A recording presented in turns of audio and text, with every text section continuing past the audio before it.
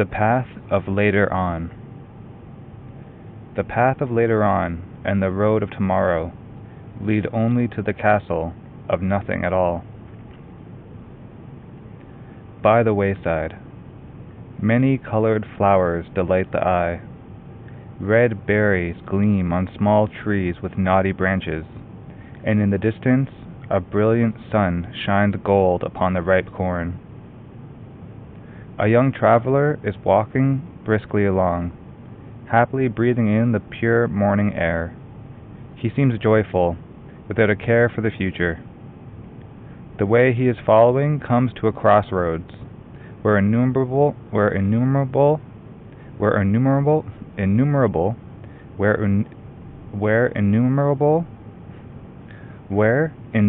paths branch off in all directions.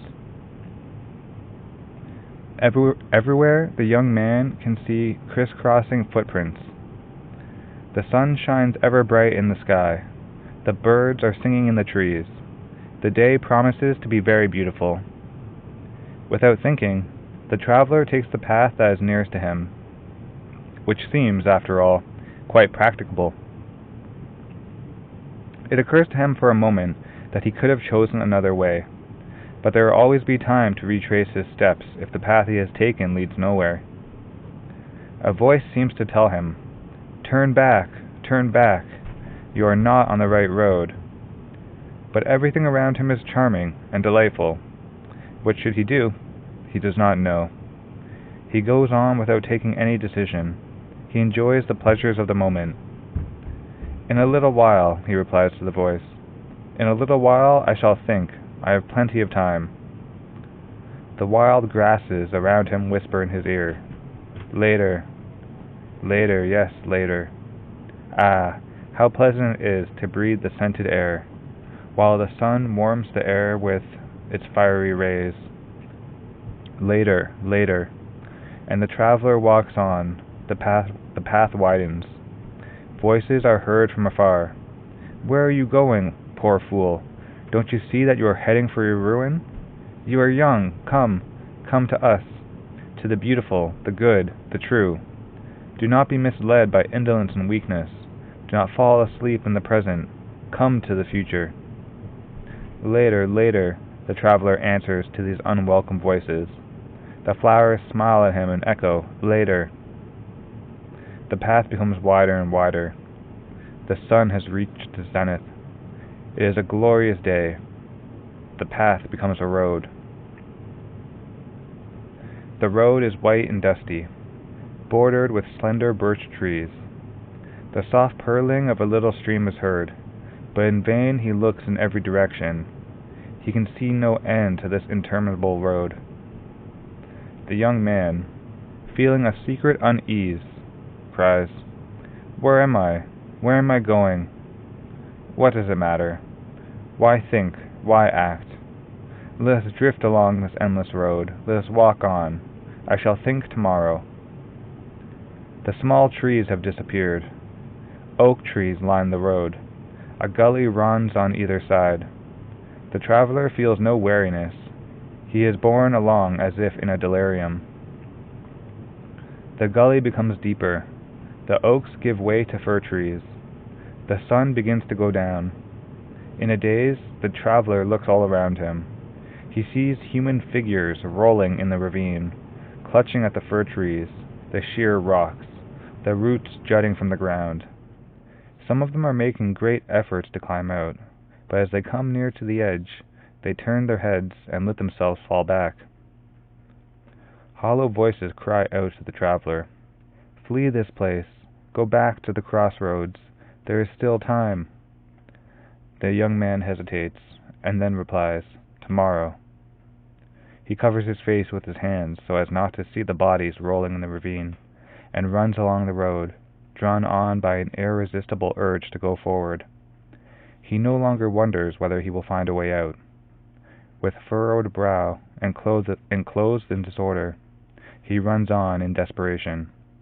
At last, thinking himself far away from the accursed place, he opens his eyes. There are no more fir trees. All around are barren stones and grey dust. The sun has disappeared beyond the horizon. Night is coming. The road has lost itself in an endless desert. The desperate traveler, worn out by his long run, wants to stop, but he must walk on. All around him is ruin. He hears stifled cries. His feet stumble on skeletons. In the distance, the thick mist takes on terrifying shapes. Black forms loom up. Something huge and misshapen suggests itself.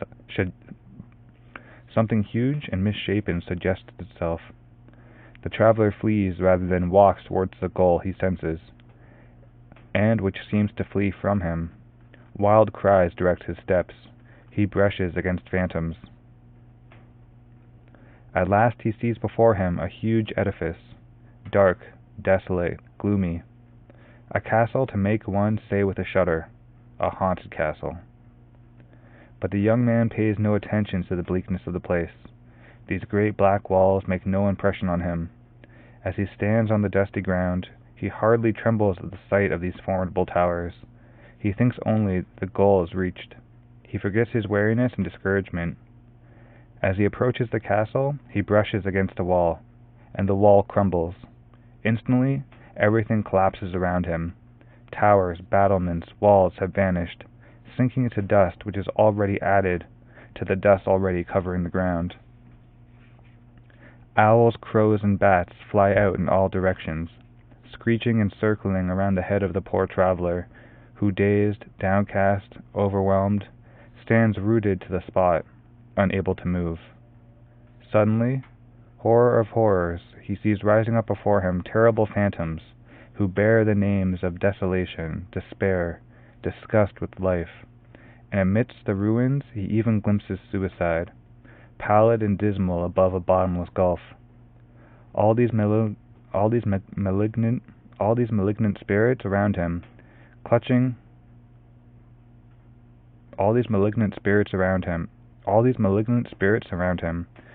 him, propelling him. All these malignant spirits surround him, clutch him, propel him towards the yawning.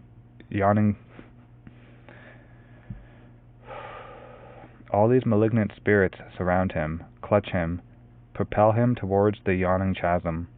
The poor youth tries to resist this irresistible force. He wants to draw back, to flee, to tear himself away from all these invisible arms entwining and clasping him. But it is too late. He moves on towards the fatal abyss. He feels drawn, hypnotized by it. He calls out. No voice answers to his cries. He grasps at the phantoms. Everything gives way beneath him. With haggard eyes, he scans the void. He calls out. He implores. The macabre laughter of evil rings out at last. The traveler is at the edge of the gulf. All his efforts have been in vain. After a supreme struggle, he falls from his bed. A young student had a long essay to prepare for the following morning. A little tired by his day's work, he had said to himself as he arrived home, "I shall work later." Soon afterwards he thought that if he went to bed early, he could get up early the next morning and quickly finish his task. "Let's go to bed," he said to himself. "I shall work better tomorrow. I shall sleep on it." He did not know how truly he spoke.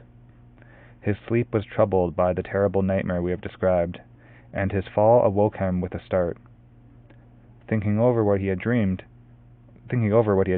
he exclaimed, "But it's quite clear. The path is called the path of later on. The road is the road of tomorrow, and the great building the castle of nothing at all." Elated at his cleverness, he set to work, vowing to himself that he would never put off until tomorrow what he could do today. From the Mother, Words of Long Ago, 1893.